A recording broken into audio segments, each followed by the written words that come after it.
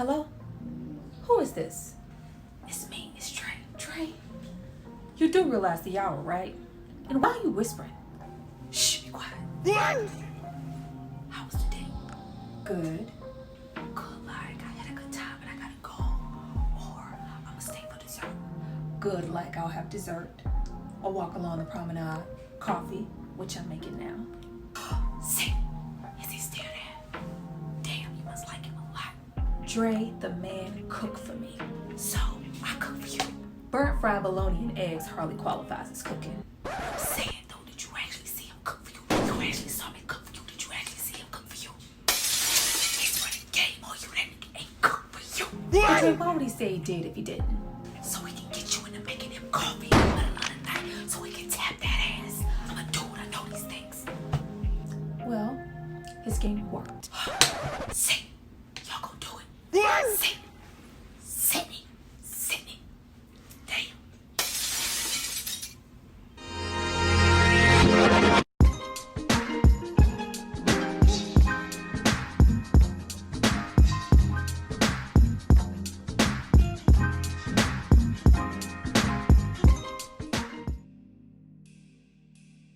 Hi you guys, welcome back to my channel. It's Tyra here with another struggle review, here to discuss Brown Sugar. Now this movie is from 2002 and it stars Sanaa, Lathan, and Taye. Now before we get into all things Brown Sugar, leave the ground shook up, got the world sweating like things without looking, no, you really need to give it to me. You want to give it to me. I need you guys to drop down and subscribe to my channel and like this video. I'm going to give you guys a moment to do that, and then we're going to come back and discuss, oh, could it be that it was all just so simple then? A teenage love, but you say he's just a friend. Go back.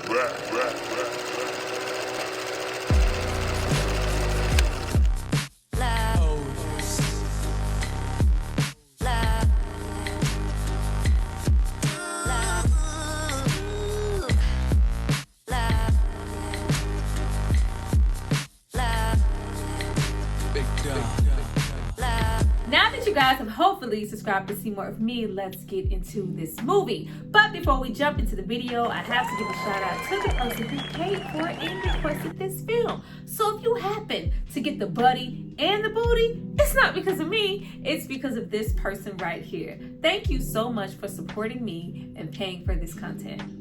Now, getting into this movie was directed and co-written by Famuyiwa. He has gone on to do some really amazing work, but I know him mostly from The Wood, the movie Dope, and of course, Brown Sugar. I never forgot about Brown Sugar because I was about 12 at the time that this movie came out. This was the age where I was discovering what I liked about movies, music, jazz, rock bands, alternative rock, hip hop, the DJ, the MC, East Coast rap, West Coast rap, conscious rap, happy rap, you name that shit. I was outside and I was trying to discover why I loved it so much. This movie hit and connected with me the very first time I saw it. Now, was I here for the love story and what this movie is really supposed to be about? I was outside for the love story. Sidney and Dre growing up together and falling in love with hip hop, all along unbeknownst to them, falling in love with each other. But I would be lying if I didn't say that their relationship didn't take a back seat to just what this movie represents and my love for hip hop as a whole. Now, where I do love this movie is how brilliant I felt like the writing was. The way that this movie uses hip hop as a metaphor for love, relationships, maturity, childhood, it was so dope and so creative to me. You know, that love versus lust and infatuation, and then we compare that to something like what's hip hop versus rap, drill, trap. Rap is just a word. Like, there are so many poetic, beautifully said moments here by Sidney. Sanaa Lathan doing the narration. Like, I don't know why Sanaa doing the narration was like eating all in my neck. I wanted sis to shut up so bad. Like, growing up and going back to watch Sanaa Lathan as an actress, I have realized that for whatever reason, she is not my favorite. So the narration sis was given here, everything was sticking. I was flowing, it was floetic. I was floetic with floetic. It was floetic with everything she was saying, but she was getting on my nerves. I needed her to shut up.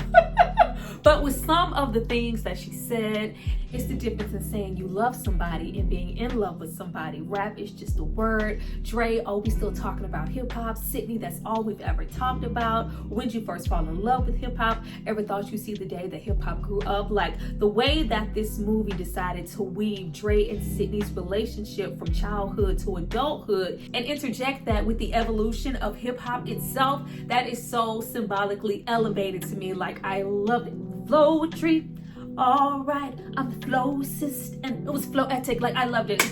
I absolutely loved it. That's what keeps me coming back to this film, and not just so much their romance. Because if you want to keep it cute, Sanaa Lathan being here instantly makes this love and basketball light. I think the comparison between the two is why this movie isn't as memorable or get, just as much praise, because we had just had love and basketball in 2000. And for a brief period in time, Sanaa Lathan, Nia Long, Omar Epps, and Taye Diggs were like the only 4 black actors working in Hollywood, I swear. That's why we have Sanaa Lathan here from the span of 99 to maybe like 03, playing the same character repeatedly. We have Life, she's a girlfriend. The Wood, she's, homie, lover, friend, girlfriend. Love and Basketball, homie, lover, friend, girlfriend. The Best Man, girlfriend. Disappearing Acts, girlfriend. And then we have Brown Sugar, homie, lover, friend, girlfriend. Like, same thing every single time. Now, let's just imagine if these roles were taken on by somebody else, or if we hadn't just seen these two actors together in The Wood or in the likes of The Best Man. This movie would have been remembered and perceived a whole lot better. Now, I absolutely love the way that this movie opens. We get to hear from the likes of Method Man, Common, Black Thought, Pete Rock, Cool G Rap, and more, as they tell us the first artist who made them fall in love with hip hop. Whether you like this movie or not, or you think that is cheesy, there was always something that you heard for the first time that made you connect with hip hop on a heavy level and go down the rabbit hole to want to know more. For me, it was A Tribe Called Quest, Low End Theory, the whole album. It was Rebirth of the Slick, Into the Wu-Tang 36 Chambers, and Love Below. Music can tell you so much about yourself. And from my taste, I knew that I had some flavor, you know what I mean? That's why I love this movie. This movie is really an ode to hip hop. I'm basking more in the idea of the representation that this movie has. And at the time, I was so excited to see the likes of Slick Rick, Dana Dane, and Dougie Fresh rapping. I knew where we were and that this movie was going to be paying homage. Like, well, I was on the 41 bus reading the news. Here comes grandma when she steps on my shoes. Smiled, though I was quite disgusted. I said, what's the matter, granny? Get your blind ass dusted. Ran up the stairs up to the top floor. Opened up the door there. Guess who we saw? Dave the dope fiend shooting dope. Who don't know the meaning of water nor soap. Like, they had me from the intro. So freaking early 2000s that not only the who's and everyone who was influential, past and present, of hip hop at the time make a freaking cameo in this movie, but everything from the slang, the fashions, the soundtrack just screams at us that we are getting old. Not so much as old, but the fact that this movie is from '02 and there was that big strong presence in the film of hip hop losing its way. It's about capitalism. Like, the fact that it's losing its way here in '02 in comparison to what we have now in 2023, like, it is absolutely tragic. Because if hip hop was losing its way in '02, shit, child, hip hop, she done jumped off a bridge in 23. Like, even what Sidney and Dre represent here as far as their relationship and their careers, the fact that Sidney is the editor-in-chief of Double XL magazine and Dre is head of A&R for Millennial Records, but now the both of those jobs are almost completely decreasing in value and non-existent due to the likes of the streaming era and social media. But you know what? We ain't here for that. We are not here for that. Let's get into, rooftop parties and Sid correlating, her and Dre's success with the success of what hip hop is now, no longer being underground, but it's now presented to the masses, oh so popular and oh so profitable. And of course,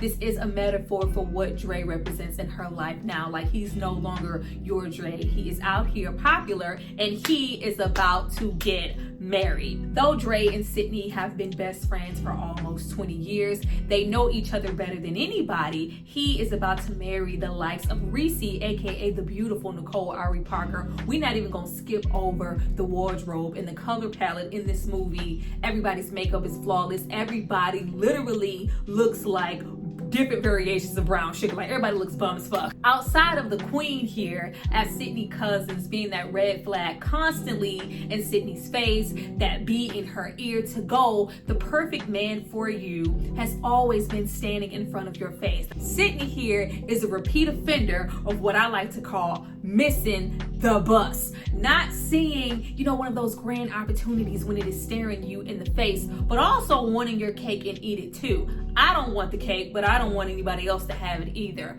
Going back to watch this as an adult, I did not notice how immediately pressed that Sidney was. Like, her body language, her interchanges with Reese, the fakeness, kind of the little cattiness, the side glances, like, if that's what you want, I guess. Like, girl, you don't want him. All of the backhanded comments, well, Reese surely must have did a number on you. Oh, she must be something special. All of the hateration, holleration, in this dancery, because ma'am, like, this would have been a totally different story. And I'm gonna get to Dre's dry ass too, because he tried it in this movie as well. But the energy that Sidney was giving off, it would be a different story if this was just a story of unrequited love. We learned early on that he asked her, I would like to explore us as a couple, us being more than just friends. She said no.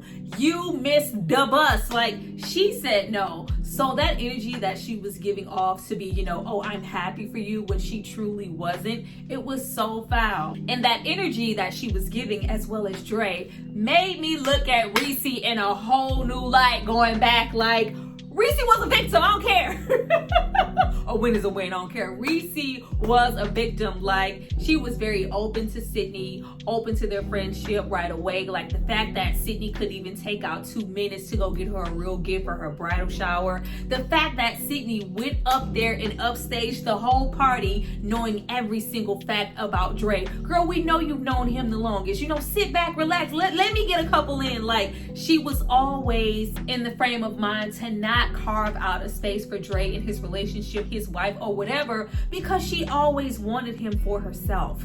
Now, when I say that Reese was the victim, were her actions here in this movie perfect? No, but this movie does go out of its way to write her as, kind of a stiff, kind of unreasonable, unrelatable lawyer. And then we have Sidney, who is the around the way, the home girl. Like, she's awkward, like she is framed as the homie and the better pick. We get into Sidney showing more of her true colors every single time that he talks about why he likes Reese, and he describes, what's brown sugar, wifey material, hella sexy, but not a slut, fine, educated, that's my Reese, that's brown sugar. What does Sidney say?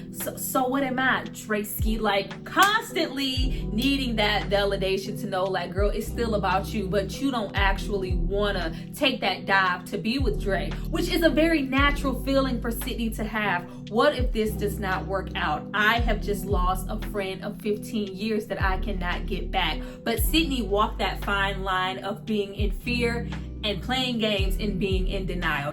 And the other breath, we're saying shit like, oh, please, we are just friends. Why you gotta say that like I ain't shit? Because you ain't. Like, oh, sis was doing the most.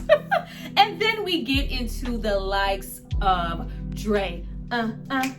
Hear the music. No eggs. No baloney. Just dancing. Ow. Dre was problematic all on his own. Now, first, with Dre being in the music industry, he is looking for real hip hop and real MCs, the likes of a Nas, a MC Shan, a Rakim. I'm looking for the real. But in the likes of looking for that and wanting to scout talent, who do we call? Do we call our soon-to-be wife, our fiance? No, we're Sidney. What are you doing? Can you please come hear the music? No eggs, no baloney. Like, no. Before he even got married, he was so attached and used to Sidney and doing things a certain way. That connection that he has for why he loves hip hop is automatically connected to memories with Sid and moments with Sidney, to where he cannot separate the two, to where anything that involves his love for hip hop, and that is pretty much his entire career, he goes to Sidney first repeatedly. I said 1, 2, 3, Mos Def and Talib Kweli. They came to rock it over to the tip top. Best alliance in hip hop. Y-O. I said 1, 2, 3. It's kind of dangerous to be a MC. They shot Tupac and Biggie. Too much violence in hip hop. Y-O. I said, keep on making it. Brooklyn, keep on taking. What y'all know about Black Star? Let's get into Mos Def as Cavi here. Like, I just love me. Brick stand tall, LaShawn, Capricorn, break them off with the classic Spawn, and then I'm gone. I just love him. Cavi is here as a true MC that Dre wants to desperately sign, but he is reluctant and doesn't trust Dre because he knows the industry and knows that it is about the bottom line. Gimmicks and what will sell instead of the beats and the rhymes that are being said over them. Dalmatians, what? Brothers in Ice, what? Number 69, call it chicken for price, what? On a bandstand, Mugu guy pan, from the best Chinese restaurant in the land, what? Say one love, brother. The fact that this shit here, the cartoon puppies, Ren and Tan, you know, the Dalmatians, that this shit is supposed to be trash and gimmicky here, they would have popped off in a major way right now. I don't give a damn about that shit. They gonna try to sell records. Dre's strongest dilemma lies in him feeling like a sellout, like it used to be so simple. What? Can it be that it was all so simple then? Ow, dedicated to the winners and the losers, dedicated to all Jeeps and Land Cruisers, dedicated to the wise 850Is, dedicated to niggas who do drive-bys, dedicated to the Lexus and the Ave, dedicated to MPBs, facts. I forgot what we were talking about. Now, this dilemma and the immaturity becomes even stronger when Sidney decides to kiss Dre the night before his wedding. Trash. We're not even gonna get into Dre being there to confide in Sidney yet again. Even on the day we about to get married in the morning, we still cannot call our wife. No, we go to Sidney to vent. I wish we could go back to a simpler time when it was just me and you. But Sidney takes that opportunity to try to create doubt in his head. Like, instead of saying, I love you, I don't want you to marry her, I want you to marry me, she kisses him and tries to entice him. But before he could even get out the door, Dre, you sure you want to do this? You sure you want to marry her? It irritated me so much that there was never a genuine moment in this movie for Sidney to own up to anything and put her big girl panties on. No, she got to sit and be catered to repeatedly by the likes of Kelby and the likes of Dre.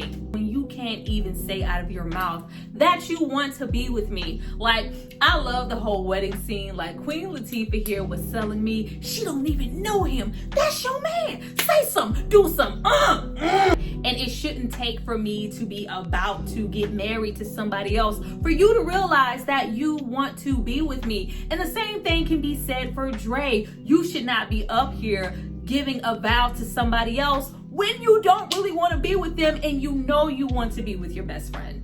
They literally took love and basketball and ran it back. Like, but in Dre's defense, I tried to be with you. I showed interest and you told me no, I cannot sit around and wait for you. And now your chest burns and your back aches from 15 years of holding the weight.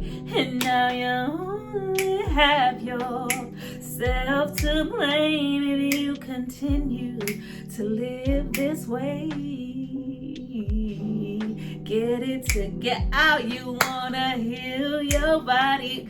India Ari, Voyage to India, and goddamn Acoustic Soul. Those two albums, it was a time to be alive, you heard? Can I walk with you through your life? Ow. Can I lay with you as your wife? Can I be your friend to the end? Can I walk with you through your life. Like, oh.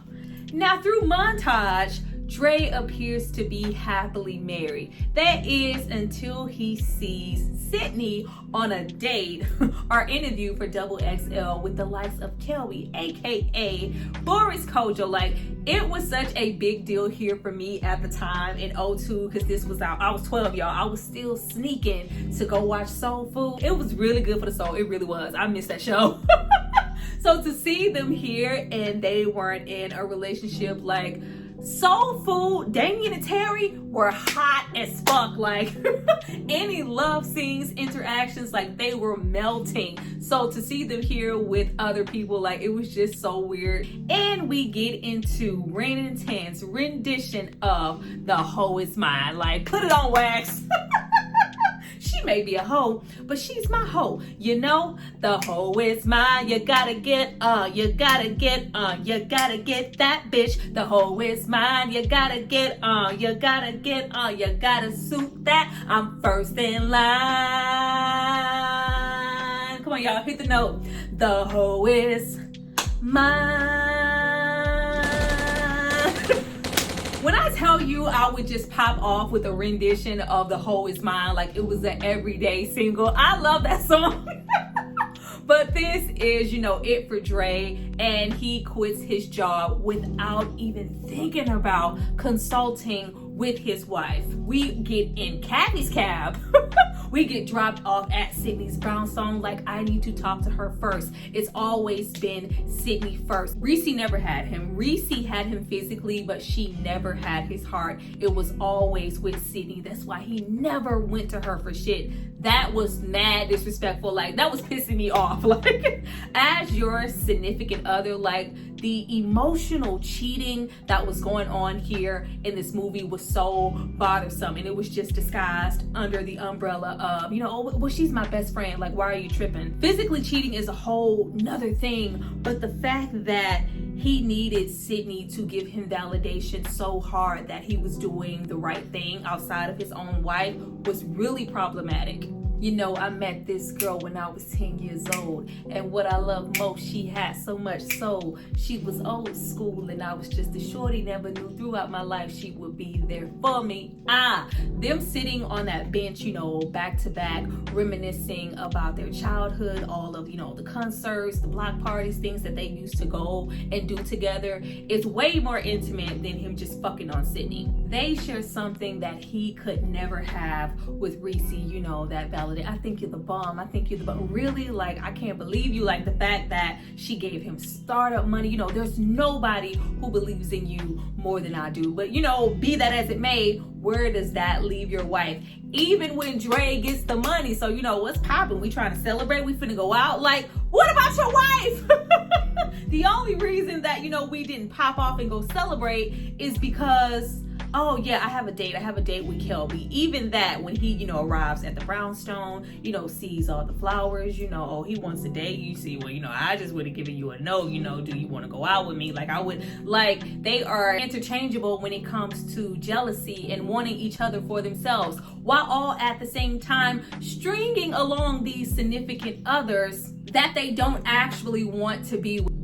That's why when we come home, we gaslight Reese all the way to your local Circle K. Like, I don't need you to be my lawyer. I need you to be my support. Like, yeah, I could have been that if you had maybe been considerate enough to talk to me first. I am your wife. You are changing up the plans, changing up your job. Reese was a whole lawyer. Low-key, Reese had more money, but I'm willing to help you. Let me talk to some of my money people, get this squared away. Like, she was down to be supportive and help, but that was all cast to the side when it turns out that you told your best friend before you even told me, and she already gave you the money. So what does it really matter what I have to say? Reese, for the better part of the movie, was a good wife until she realized there is really no space for me as your wife within your friendship. You two are dancing around the fact that you are in love with each other. I love what she says, all the secrets that I have to beg for, you already know. Like, girl, get out my way. The point that we have Sidney in a happy, committed relationship with Kelby,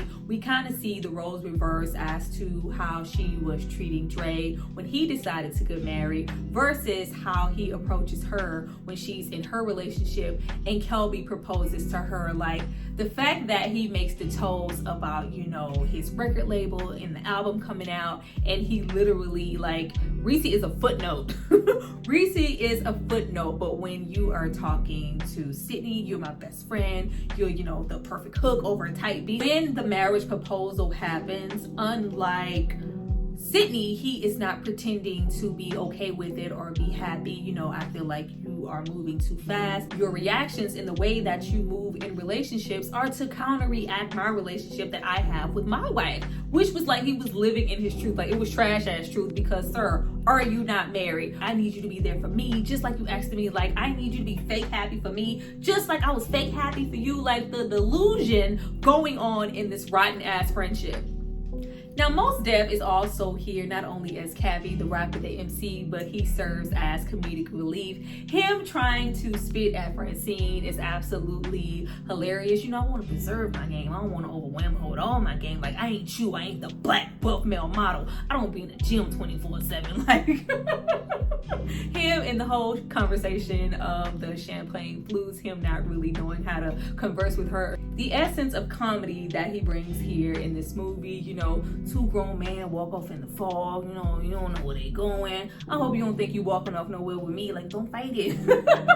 There was so much of an essence of the Taye digs that we have now. It was always there. The Taye digs, because I saw a bunch of you guys comments like, oh, this is when Taye used to be fine. This is when he was normal. Taye always been fine. Taye has always been this, though. A lot of people don't know that Taye Diggs is from like a strong theater background. So all of the things that you may see that are considered to be, you know, flamboyancy, all the dress up, all of the, you know, the extra 1, 2, hit it. Like, he's always been that from day one. It just didn't display in the roles that he took on early on. Now, towards the ending portion of the movie, it is a whole lot of self-sabotage as far as these significant others of Kelby and Reese. We have to find something wrong with them. Give something out there to the script to validate that Sidney and Dre belong together and these are not the people for them. We already have Sidney trying to write a book and she gets all in her feelings at the fact that Kelby has not literally read every single article that she is published. I can't recall. Like, Kelby was a good ass man. Kelby was a good ass, educated, basketball playing, financially wealthy, cooking, fine ass man. But oh, you haven't read all of my articles like Dre. You could never understand me like Dre. Like, they were really trying to make fetch happen. And then we get into Reese. Of course, we had to take her down a notch. You know, she been in the gym. Guys seem to push up on her, and I don't know, she don't seem to mind. Reese is on a date with Richard Lawson. Oh, he sound educated, girl. I want the most expensive thing on the menu. You know why? Because we about to celebrate. What we about to celebrate? Ding ding, my divorce. Like, how about that? And some pork chops. These two things are supposed to validate the fact that, oh, they just need to be together. Like, it was almost an excuse for them to come together and be trifling, especially on Dre's part. Immediately after he catches Reese, he is kind of like throwing himself and reminiscing and pushing up on Sidney. Like, you are not divorced, bruh. We are immediately kissing. We have sex. I love the fact that their first time is low-key whack. Like, what we shared was the best 5 minutes I've ever had in my life. 6, 7, 8, yes, like whatever. Like, I use a little ginseng. Like, let's not even glide over the fact that Sidney was all too ready to put her clothes, like, you ain't even washed Dre off of you. Ready to put her clothes on and go lie to Kelby, pick him up, and act like nothing happened because we both know it's the right thing to do. Like, girl, grow the fuck up. What I can say is that even though that was like the battery in his back, it was the battery in his back. Like, this is all I've ever wanted. This is all I've ever needed. I've always wanted to be with Sidney. He was so immediately ready to drop whatever he felt like just trash, like fuck Reese, like, oh, I finally got you. Like, he was so forthcoming with his feelings, unlike Sidney, who continued to be in denial to the very ending of the movie. Like, girl, what is this person who loves her best friend oh so much and is strictly in denial for like 75% of the movie say, you know what, us spending so much time together is just too much, I need my space. And he respects her and gives her space. Like, it was always, I'm like, cute girl, the ball is always in your court. Like, you always thinking the sun rises and sets on your ass. Sidney here, she definitely did more than Monica ever did. That everything is just set up on Dre's shoulders to chase Sidney. By the time we tie in those parallels of hip hop and him trying to get Cavi single on the radio, we are tying that into their relationship. So them saying that, you know, he needs to humble himself and really fight to get Cavi single on there. You know, I'm gonna show up here every week until you play his song. Or even Cavi telling him, you know, you punked out, you didn't fight for Sidney. Like, what more was he supposed to do? Like, I just hated that we didn't have her character have a come to Jesus and even have to have some ownership of, you know, to her behavior, the decisions that she made, the things that she didn't say, the things that she did. Nothing was said. Even when it comes to her relationship with Kelby, she was all about to pretend and go for it and marry Kelby. Does she say anything? No. He's the one who breaks it off and realizes that you will never love me the way that you love him. And, you know, the whole thing, like, he walks off all hurt with his little smooth bald head, and that's just it. And even that is right before the